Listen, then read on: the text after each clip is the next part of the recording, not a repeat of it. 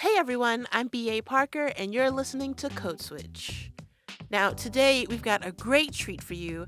My pal and the new host of our Play Cousin, It's Been a Minute, Brittany Luse. Say hi to the people, Brittany. Hi. Hi, Parker. Hi, welcome. I'm so excited to have you in the NPR multiverse. It's good to be here. And I'm so glad that we came on around roughly the same time. Same. Now, how's it going so far? Oh, so far it's going good. I mean, things move fast. They do. They do. Things move fast.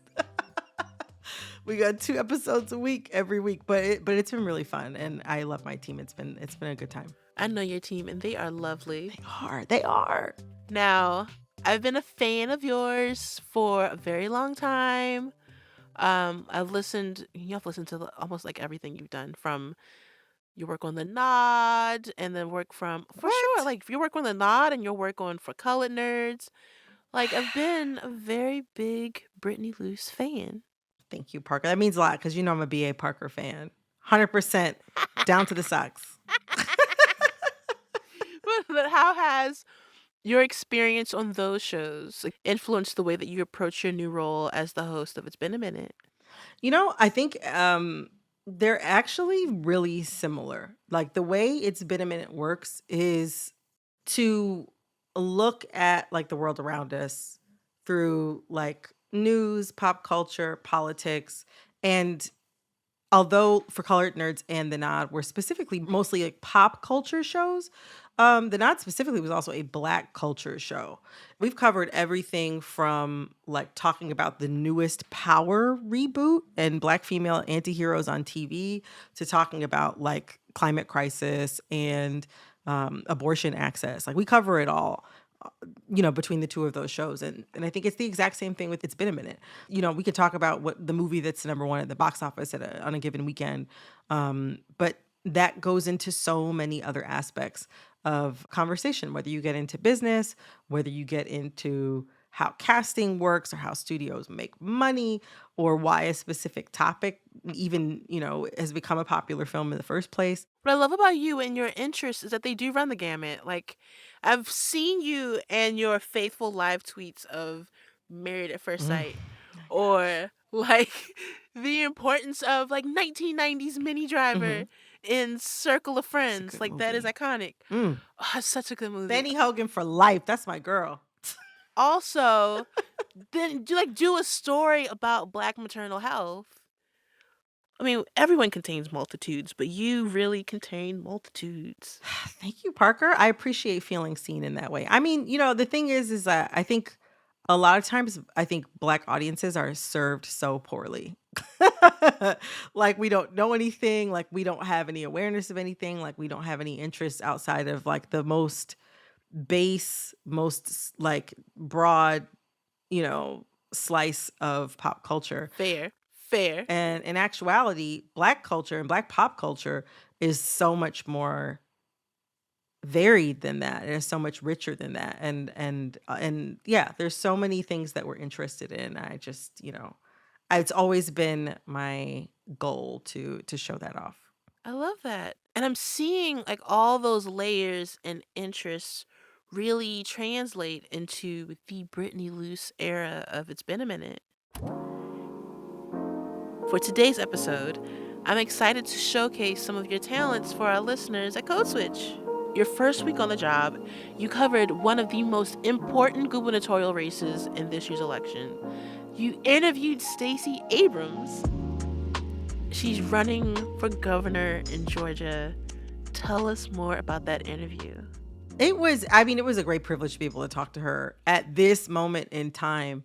As if there wasn't enough pressure on her in the 2018 gubernatorial election in Georgia.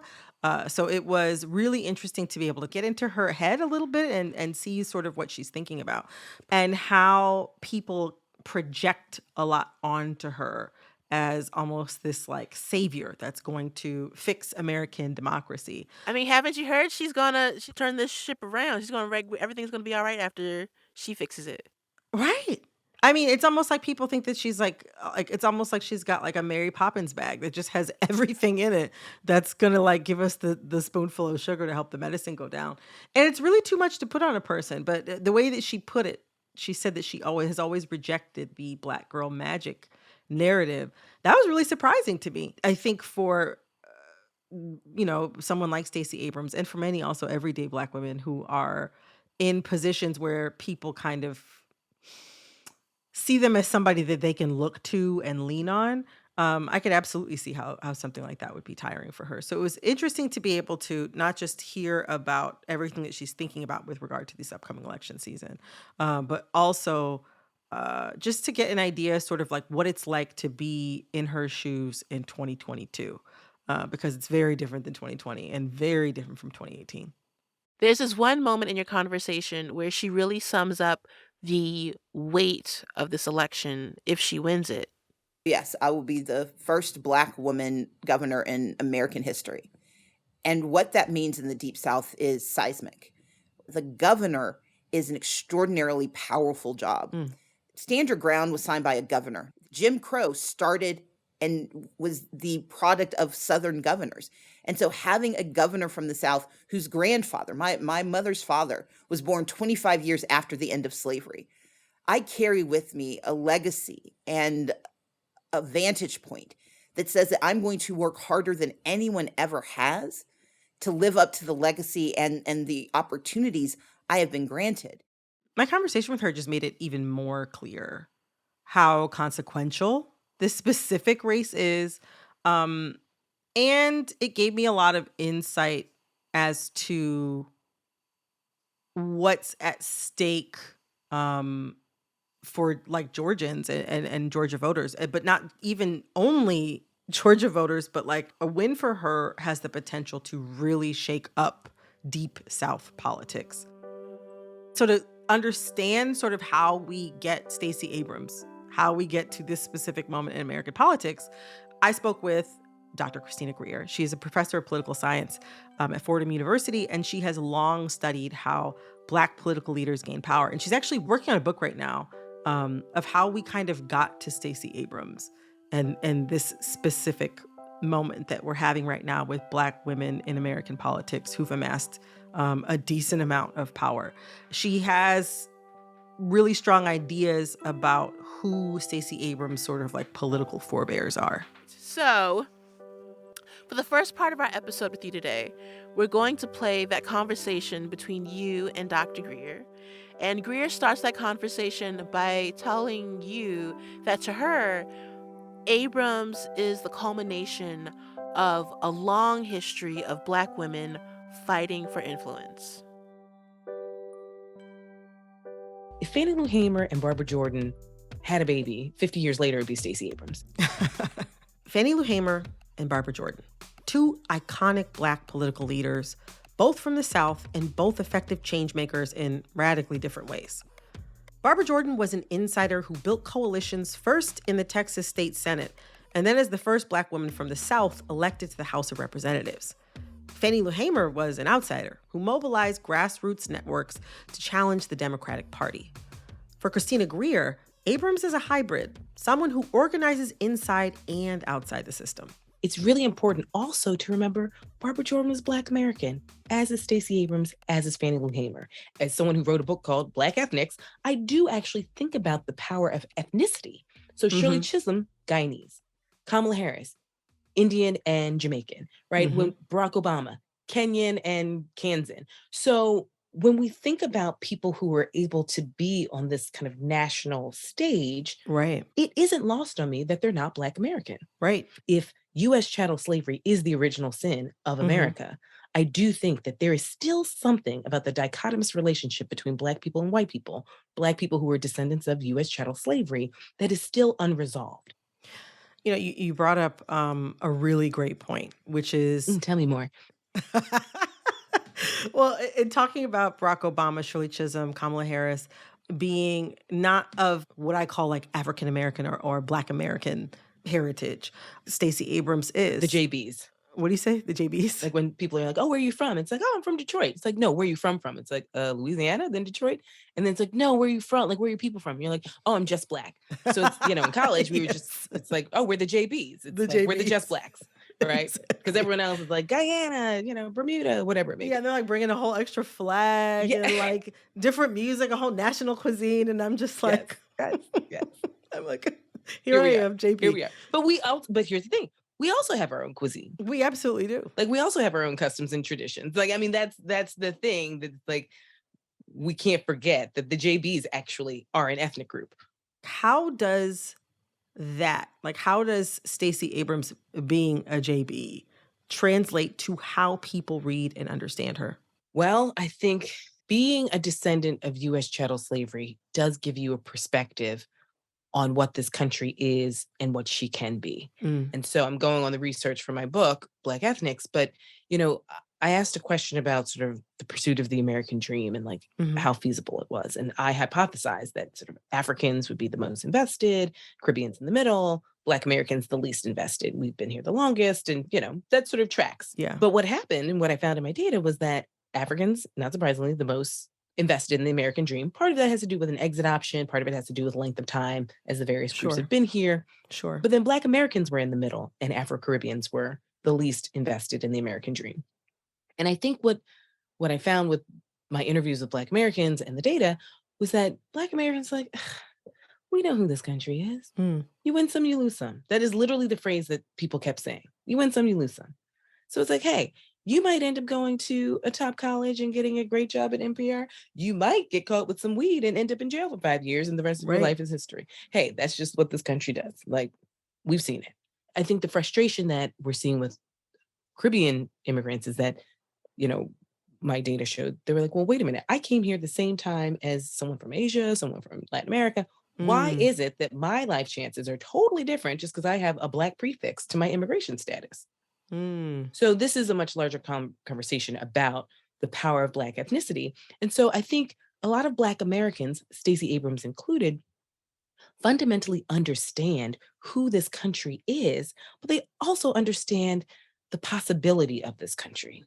And that's why I call Stacey Abrams a pragmatic progressive. I don't think that Mhm. she's like, I'm building a utopia. I don't think that that's what she's doing at all. I think that she's taking the facts that we have and understands the limitations and capacities of various people within the state of Georgia to move forward. And she's pushing them to think about a different vision.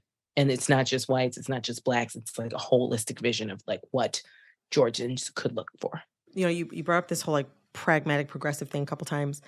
At what point do you think Black candidates running for office in the United States, at what point do you think they'd be able to move beyond pragmatism and have that be a central part of their platform? As long as there's white racism, I don't think you can move beyond pragmatism.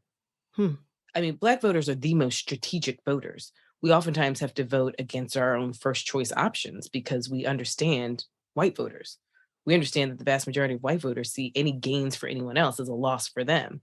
So this is, where you have, people dying of whiteness. Jonathan Metzl has that great book, Dying of Whiteness, where white voters consistently vote against policies for themselves that could help them, whether it's gun violence or healthcare or the environment, you name it, because they fear that somebody else would get something. It's like, that's not how it works, guys. But, again, as LBJ said, if you can convince them that it's going to for someone else, then you can just keep them under your thumb.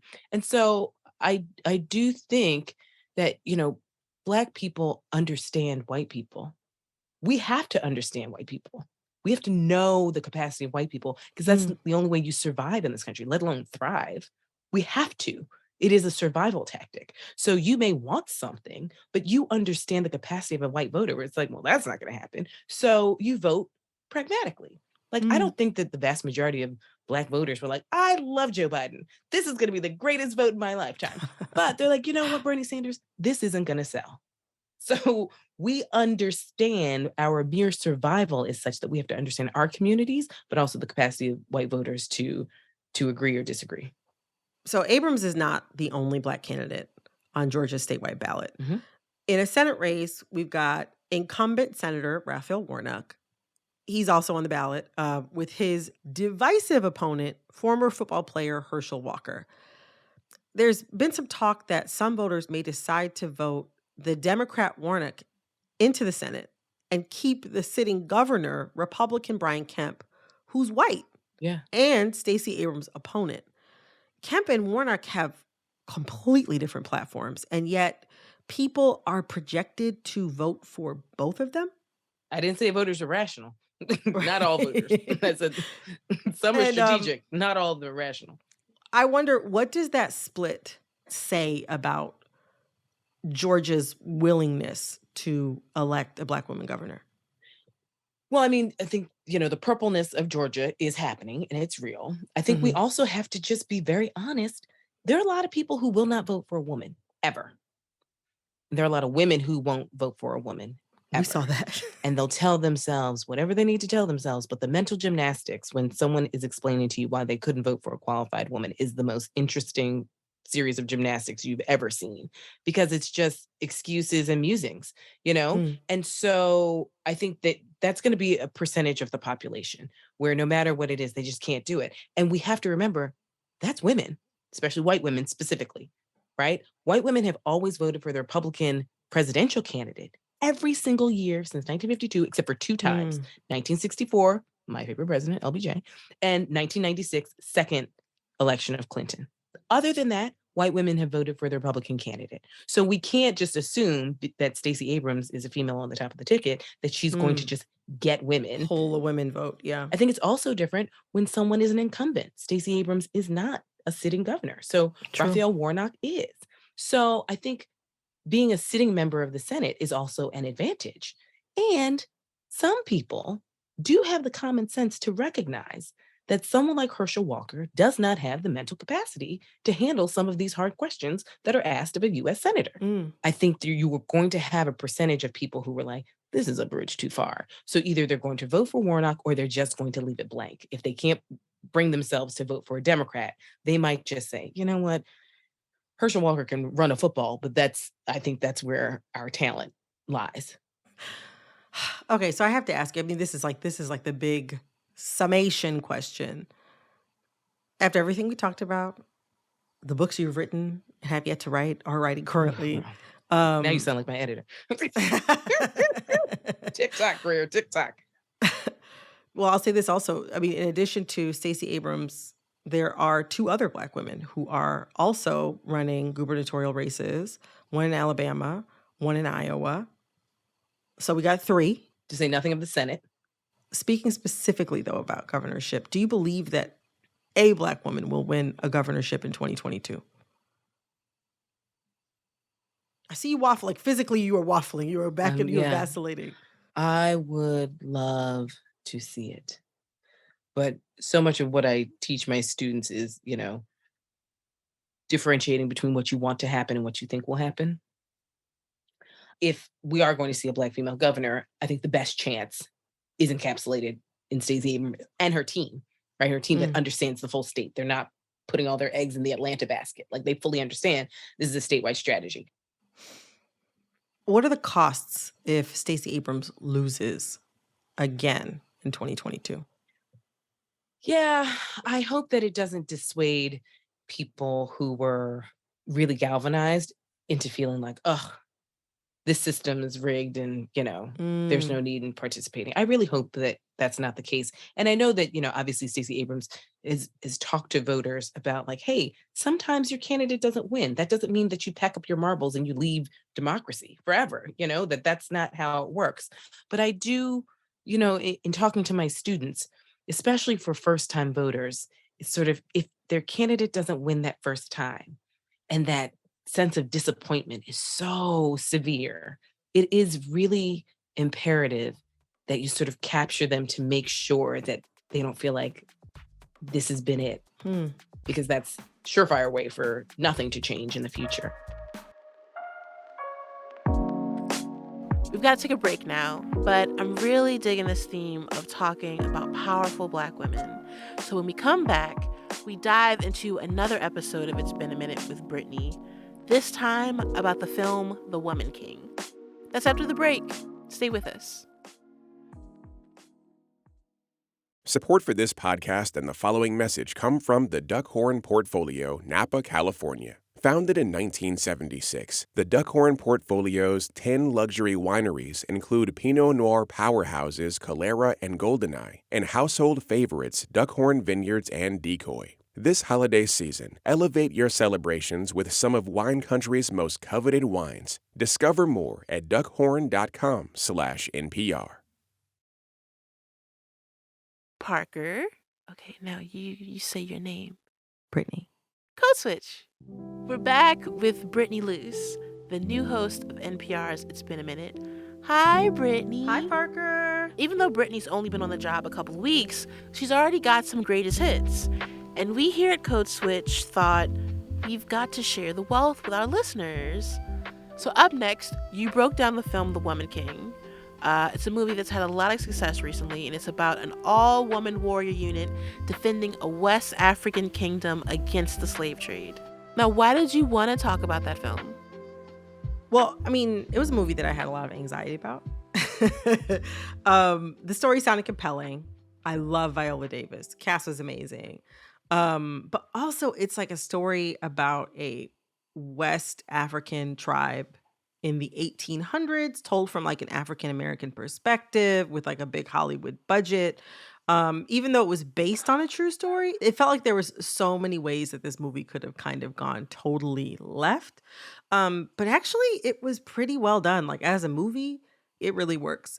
As a cinematic experience, I was really impressed with it, and I really actually found the experience of watching in the theater to be pretty gratifying. But initially, I mean, when the film was first announced, I'm not gonna lie, I was a little nervous. Yeah, I mean, Hollywood hasn't exactly had the best track record with Black historical dramas. I mean, the closest we get usually is like Black Panther. And this one puts Black women at the forefront in this really interesting way. Exactly. And I wanted to dive into that. So I sat down with Maya Cade, who's the creator and curator of the Black Film Archive, and cultural critic Shamira Ibrahim. And I started the conversation by asking Maya how The Woman King compares to past Hollywood films by Black American filmmakers about slavery or the slave trade. I think that this film, if I may, fits in nicely to the Black women's film canon. Like, I wouldn't say that there are many films that discuss this, but if I think about it as a film, the Black women's film canon that pushes past the confines of Black women being powerless and nameless and pushes to gather imagery that we're multifaceted humans, it's Black women directors taking representation that they want to see a Black woman on screen in their own hands and being dynamic with that intention. I also think that when you think about Black women's imagery in film, there's a lack of imagination for what Black women can be on screen, and it has to be pigeonholed, because if you really think about it, this film in many ways is the first of its kind.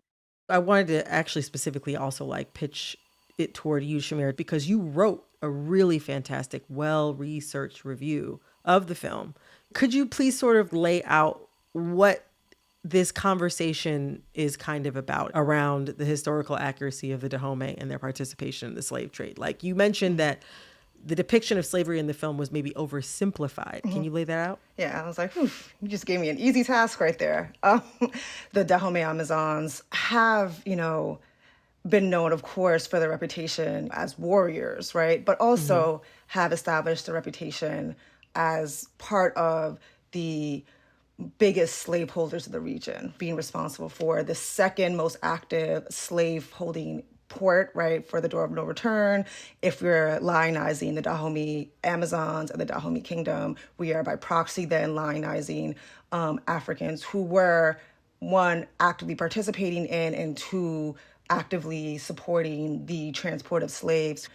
So as the film actually came out, there was a strong sector of Boycott the Woman King that came out on opening weekend that said that they were refusing to see the Woman King. I cannot speak to how hefty that trend got, but that was a thing that was happening.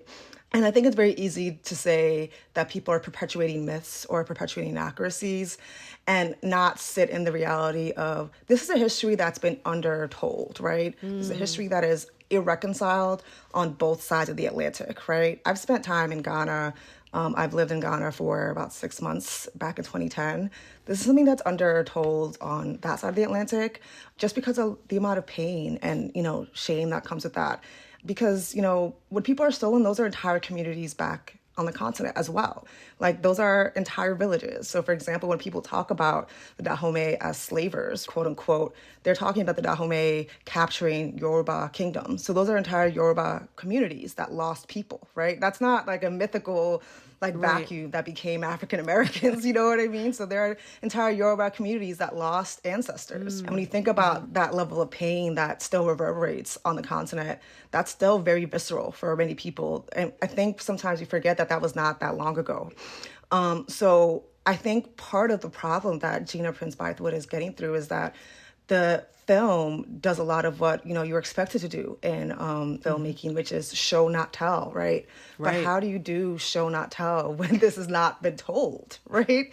I think that's the actual problem and the actual dissonance is that if you are someone with a working knowledge of a lot of this history, you can sit and see, okay, this is what they're alluding to in this scene.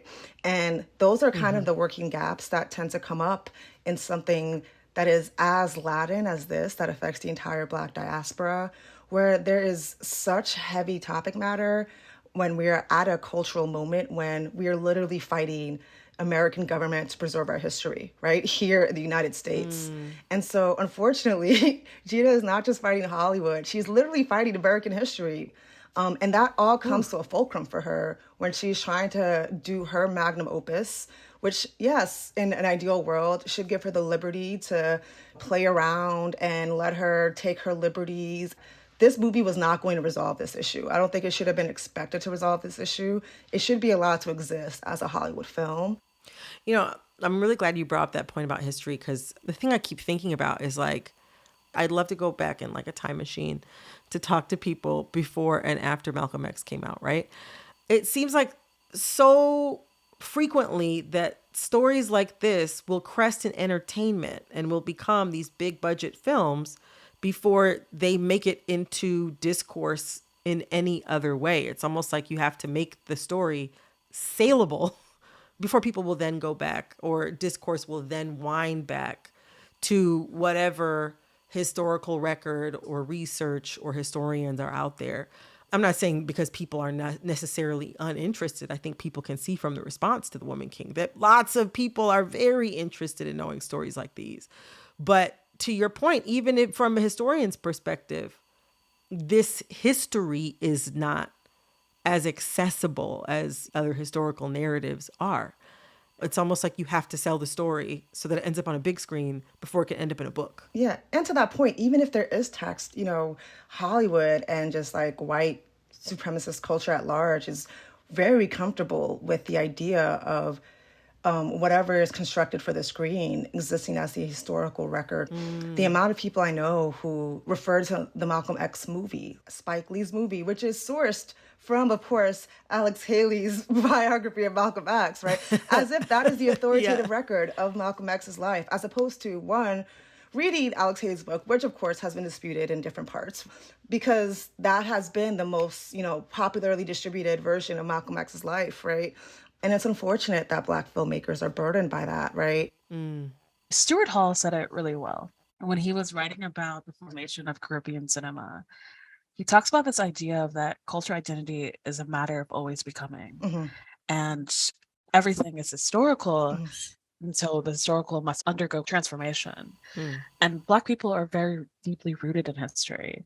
White people want to forego it because this idea that, oh, that's in the past. Oh, we don't have to worry about that. Right. They can make these fantasies about history and they just be seen as fantasies. We take our whole selves everywhere we go. And that with all of the baggage that comes with.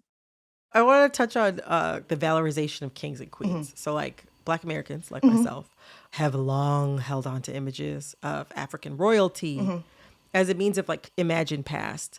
And I think that the celebration of royalty and the expansion of empire that the film depicts is very much in line with that. I wonder how the film's celebration of royalty and expansion of empire squares, like how do you see that squaring with the changing conversations that I think Black people all across the diaspora have been having around the utility and possibly the harm of empires and dynasties and things of that nature? Something that I think is that Hollywood would be the last to let go of that framework because it works for them. Mm-hmm. In the aspirational, we were Right. kings, like that is We was how is that we was specific? king. I think that, honestly, it's a tool that is designed to not get people to contend with the harshness of realities of slavery, of slave trading, of all of this. I think in the American fabric of slavery, if you could just think, if I think back and I came from royalty, it makes it a little less difficult to imagine, your Mhm. ancestors' past and the present you're reckoning with because of that past. Mm. And yeah, Hollywood's they're not gonna let that go. At the end of the day, The Woman King is a film. Yes. Its main goal is to entertain. And I think we all agree that the film absolutely accomplished that. Absolutely. So my question is like, what's the best we can expect from a movie like this? Like when it's a movie that does involve like some realities of the slave trade, and it's telling or retelling a historical story. Like when is a movie like that, what would it take for a film like that to be considered both a historical success as well as a dramatic triumph? I don't know if a movie from the past would be a fair comparison. I'll think about that, but I'll say that I think twofold, which is one, wow, I had a great time, and two, I'd love to learn more. Yeah. I think a lot of what we've discussed about the pressures of being a Black director kind of influence that. And I don't know if Hollywood is willing to give Black directors that creative freedom to even pursue that. So it's kind of a golden handcuff situation to me, where it's like, yes, you've got the budget, you've got the one scholar Yes.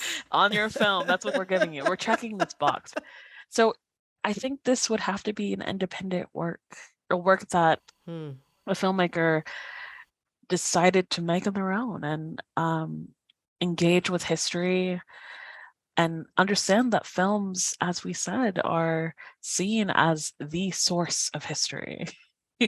And with that understanding that you don't know everything and you cannot know everything, but you want to engage with history fairly, lovingly, all of those things.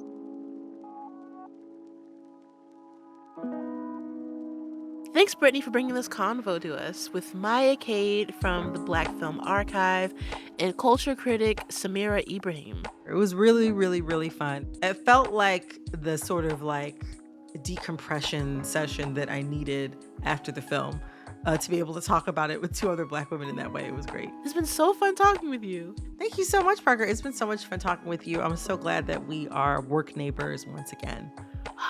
I'm so stoked. You could walk down the street because I work at home. That's true. Fun fact, Brittany lives like down the street from me. And that's our show. You can follow Code Switch on IG and Twitter at NPR Code Switch. I'm on Twitter and IG at Aparcus Farce. If email is more your thing, ours is codeswitch@npr.org.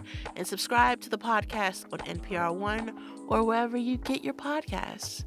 This episode is produced by Alyssa Jung Perry and the It's Been a Minute team, Jessica Plachek, Brittany Luse, Barton Girdwood, and Janet Ujung Lee. It was edited by Dahlia Mortada. And we'd be remiss not to shout out the rest of the Code Switch team: Kumari Devarajan, L.A. Johnson, Christina Kala, Jess Kung, Thomas Liu, Deba Modasham, Karen Grigsby Bates, Lori Lizaraga, Jean Demby, Steve Drummond, and Verlin Williams. I'm B.A. Parker. Hydrate. Quick shout out to our Code Switch Plus listeners. We love you. We appreciate you. We thank you for being subscribers. Subscribing to Code Switch Plus means getting to listen to all of our episodes without any sponsor breaks, and it also helps support our show. So if you love our work, if you rock with us, please consider signing up at plus.npr.org/codeswitch.